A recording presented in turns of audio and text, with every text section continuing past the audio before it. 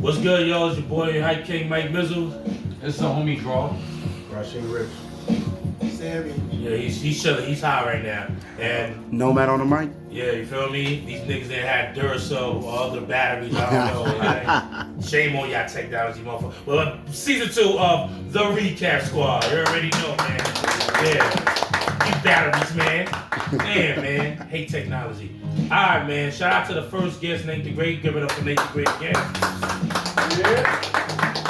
So we got another special guest. Definitely dope, versatile, dope artist. Hell, he's a dope person. This is really one of my bros, man.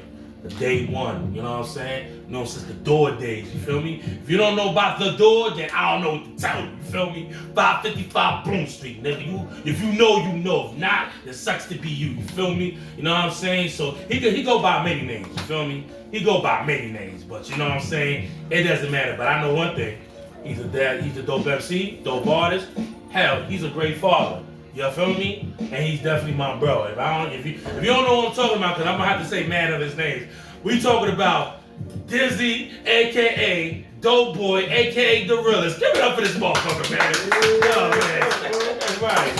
You know what I mean? Yes, Hello, good sir. Thank you for having me. Thank you for being here, bro. You feel me? You feel me? Welcome, man. Welcome, man. Yes, sir. First of all, how's everything with you? How's life treating you and all that? Life has its ups and downs, but I ain't discouraged and I won't get deterred. You dig? I feel you. All right, man. Where are you originally from? Like, where you from? The Boogie Down Bronx. Okay, you already know. Let me stop being hyped because they're gonna comment like, all right, whatever. All right, shut up. Nah, boy. Nah, I feel you. I feel you. All right. Son. You have so many rap names in whatever. You feel me? All right. What is how I say this? Like Dope Boy the Realist, Mr. Dizzy. What? So, like explain this. Like break it down. On my professional artist level, yes, I'm Dope Boy the Realist. On a more cordial tip, because you know me and we have a rapport, Dizzy Capone. Right. Feel me? Right. And then as you know me and get to know me, you'll know me by my gum and all the extra joints. Yeah. But that's Yeah. I could have said it because if I said that real name, that's the nigga that y'all don't want to know. That's all I want to say. But he been calm, so trust me. Like, but on back to the regular schedule program. But yeah, like it just. I sat here and I guess I came up with these different factions or personalities for myself to just, keep certain shit at bay, keep it where it need to be, keep my music with my music, my personal profession as it is, and then my personal life, know. Yeah. Dope. You see the shit that go on, the TMZ scandals and all that. So I just try to stay ahead of the game. That part. Yeah. That part. All right. What made you want to get into this rap, music, hip hop? What made you wanted to get into that? I started out as a poet, but I want to say the one thing that kind of curbed me into being more of an artist was I would always write my poetry behind instrumentals. So like I was taught writing poetry to music. You feel me? So it was something simple that kind of bridged the gap to something bigger. And then after a while, because I was prone to poetry, I was prone to just writing my feelings down, writing things out. I started capitalizing on that. I started writing out a lot of my shit over instrumentals, and then started making words rhyme, and after a while I became a rapper. That's dope. What made you take it now more seriously? Because I've really been seeing you grinding, been doing your thing, versatile, all that. Like, what made you wanted to take it more seriously? So, I want to say two things. One, the lack in consistency within my longevity. I've been pushing my career legitimately for a decade. I'm 28 now. I started really pushing my professional music career at 18. And as far as I've gotten, as many places as I've been, people I've met, connections I've made, I still feel like I fall short of the few milestones that I should have been accumulating and working on back then. So now it's kind of like a resurgency. I'm trying to pick up where I left off. I'm trying to skyrocket past where most would look at my ceiling. I'm just trying to keep it going. Like I feel like I've spent too much time in the wrong companies, in the wrong spaces, investing in the wrong people. So now it's just like learning from my mistakes. That's dope. That's dope. What's up? When you mean about like different journeys, like what do you mean by that? As far as like your rap career is concerned, because I've seen you in ciphers, like ciphers and sandwiches a lot, and most of the time you're always like releasing songs left and right. Like, what brought you to this point? Good question. I want to say overall my lack thereof. I spent a good 4 years not being able to, I don't want to say release music, but not being able to drop music because I was trying to be a perfectionist. What initially started as it was supposed to be a deluxe project to an album I made, wound up spiraling into a whole nother project. That, along with trying to conducively tell the story of at least who I am, where I came from, my artistry and things like that, trying to tell that entire story branched off into a whole nother project. I had to deal with life in the midst of that. I had the opportunity to accomplish a few side quests. So it's like I got one, I want to say I got tired of not doing what I wanted to, and I had a certain momentum behind me. And I was like, all right, I need to start checking off these milestones so I can at least in a way feel like I'm accomplishing something for myself, not just to prove something to somebody, not just to put music out. It's bigger than just that for me. Like, I rap all day. Well, I'm gonna say this though, man. Like, yo, like, I just the background to the story. Like, yo, the first time I, knew bro, like, he was a loud dude. I'm not gonna lie. Every time I just go visit somebody at the door on 555 Boom Street, there's always into some fight, but he wins. You know what I'm saying? Like, it never fazed me. No, I'm not. That's word of my mother. Yo, I know what you're talking about, bro. I used to go there too. But you know what I'm saying? But I met him before I knew you. That's the thing. I knew him since like 2016, 15. But I knew him at the door when the door was still the old door at that time. That's how I knew him. You know what I'm saying? Like, terrorist back then. Yeah, he was. You know what I'm saying? and don't get me wrong, I was part of that too. But I left the door like 2013. But I was always visiting, and I met him. He was saying, yo, I be rapping, buzzing. I was just like, oh, word? I'm glad I didn't meet y'all during that time, bro. I'm telling you, man. And yo, it would be one time. Yo, it was one time. He was at 14th Street, yo. Oh my God, I don't know who he beat up, but I never seen him again at 14th Street, yo. But we're not gonna get to that. But he beat up somebody. And he did. I said, yo, bro, I'm going to force. He said, nah, I ain't going. Nah, buzzing. I can't do it. I said, what happened, bro? I don't rock with a lot of niggas over there. I said, damn, bro. All right, I'm gonna holler at you. You know what I'm saying? Every time we see each other, is you know what I mean. But him becoming an MC, not a rapper, but an MC, bro.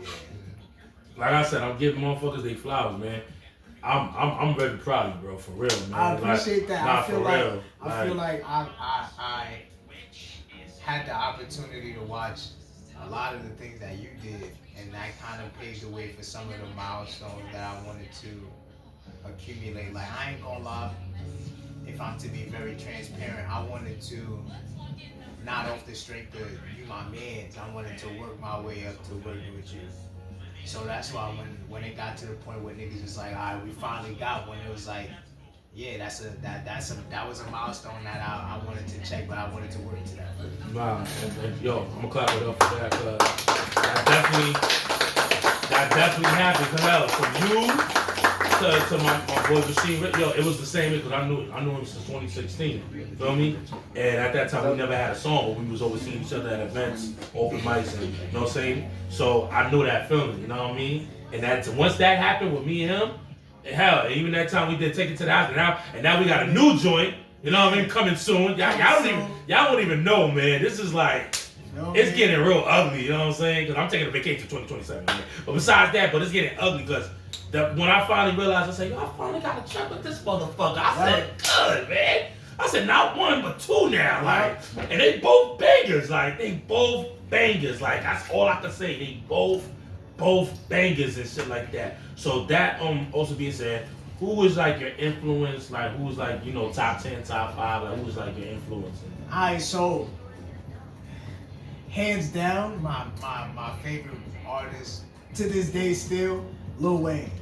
Gotta give Miss Flowers. I give that. That's a good choice. Yeah. Now, outside of that, I do have a culmination of rappers and artists that I feel like paved the way to me being the lyricist that I am now. Meth, Red, Slick Rick, Eminem, fucking T.I., Rakim, like. You heard that 50? Yeah, I'm sorry.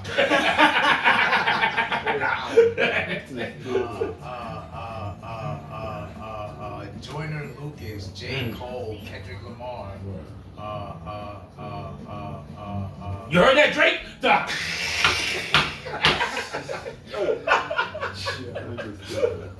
But I think ultimately, Ludacris, that was who I was pondering on just now. Right. Yeah, that was one of my favorites too. Out of all of those, I found what I liked about these specific artists. Like I could Kanye West. Right. I can. You heard that Taylor Swift? No, I could put each of these artists on individually, like fit into that fan category, but there's something about each of those individual artists that I've tried to add to my repertoire and or if anything try to recreate in some shape, form or fashion with my media and with my music. So the one thing that I tried to steer away from because that's like second nature is my Lil Wayne influence. So then after that I had to really show niggas like I'm barred up, I could really rap. I had to show niggas I can get melodic, I can make love songs, and in due time, because it was a process for that too. I can't tell you how long it took. I can confidently say I have an unreleased R&B project ready to go. A few years ago, I would have been stuck sitting here talking about I don't know how to write a love song and but you feel me, like. Nah, for real shit. Like, nah, you not right. Facts. I know, man. I know. And being the lover boy that I am, it's kind of hard not being able to like write some shit that you think. No. You feel me? So right. Speaking the truth. Right. It took me getting my heart broken though. I hate that.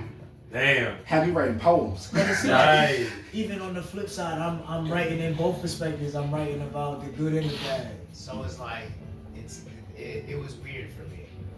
I have one of those like deep cuts on my album. I have two actually. One of them is called Play It Safe. One of them is called Shake It Up. Oh, you working on any upcoming project? Like I said, I have an R&B project. So like I said, You feel me? Talk that like I said shit. I got an R&B project in the works. It's relative. It's like 3/4 of the way done.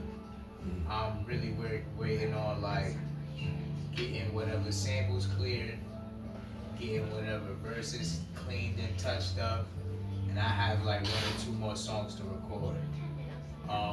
To play on the idea of like R&B and me being a rapper, I was gonna y'all the first ones to hear it outside of most people that fuck with me. I'm calling it Love and Lyrics. So stay tuned. You feel me? Yeah. I don't know. Okay. All right. You got it. Wake up, nigga. Ask him questions. You hosting, nigga. Ask him, nigga. Oh, yeah. Do your job. So, what got you into? I know I asked this question a lot, but like, what got you like deeper into like, as far as ciphers is concerned? Hey yo. Because every time when I see you in legendary ciphers, for instance, like I always see you rap, kept up with a beat, and I always wanted to ask like, what got you like inspired? First and foremost, like I said, he don't go to 14th Street no more like that. I know before that. Before what? before that, before like. You need to lead. Nah, go ahead. So I can say, I think it stemmed from going to camp when I was like a kid. Like niggas would go to camp, and I think this is around the time when I started doing the poetry and the instrumentals and shit. Niggas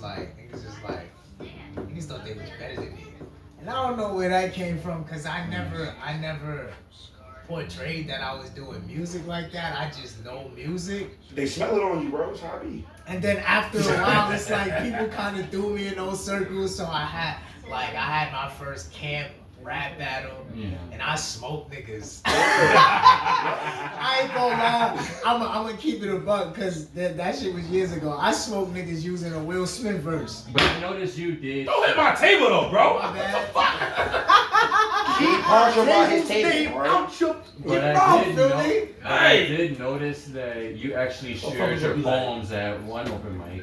I did. Yes. So I know it was at Certified. I don't know what it definitely was. I think I can't recall, but I know for a fact I wanted to do something different. Yeah. Everybody knows me for rapping, so I wanted to at least one of the verses that initially was a. That's how real it is. Bro, it's been raining this whole time. Right. Get the fuck I out! wore leather here. You're lying, yo. No. I went outside and it was raining, bro. Yo, So get magic the was fuck stop. out of here, All man. I heard was thunder. Dude, like. All I It's supposed to heard be was like that thunder. until 1. It's supposed to be raining until like 1. So one. Nah, it say it's gonna stop in 10 minutes, but I don't trust you. Nah, yo. that's cat. Alright, well either way, hopefully it does, cause then you still gotta play the Uno. But it's gonna be Nate versus Dope Boy. I lost So my train of thought. What the fuck I was talking Yeah. about? How That's fucking real it is. What inspired you to be in a cypher. I like to rap, nigga. oh yeah, camp. You was at camp. You smoked niggas and all this other shit And I like think that. from there, I just like it came to this idea. Like I like to rap. I don't like to rap by myself. Like it's dumb as fuck. The shit that I do at these ciphers, I can't recreate on my own. But when it comes to making music, I'm very selective in how I write my songs, create. So it's just. Good catch. Come on, give us props. It was just weird. You feel me? Like I think overall, Damn, son. I get that I get dopamine, I get serotonin from being in that cipher energy with everybody else. Like, whoa.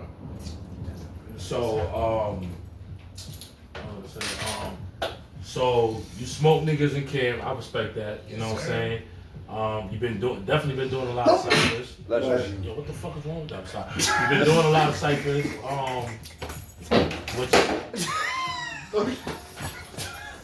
Yo, what's wrong with y'all right now? Nah, this is your fault, bro. This You is cursed that dustpan earlier when you Ever tripped. since you tripped that dustpan, now it's about to rain. Nah, because you of dead Nah. house it, bro. You cursed us. Nah, but anywho, yeah, you definitely been from ciphers to definitely shout out to Legendary Cypher, shout out to Cypher Sandwich, you know what I'm saying? Shout out to everybody been, that's doing this and Shout out to City Little. Yeah, City Litter. Oh yeah, definitely shout out to City Litter. Shout out to City Litter. You definitely been grinding with that, you know what I'm saying, from shows to ciphers, you know what I'm saying? What makes you keep yourself busy without any, you know what I'm saying, without any negative, without any bullshit, what keeps yourself busy, right? You know what I'm saying?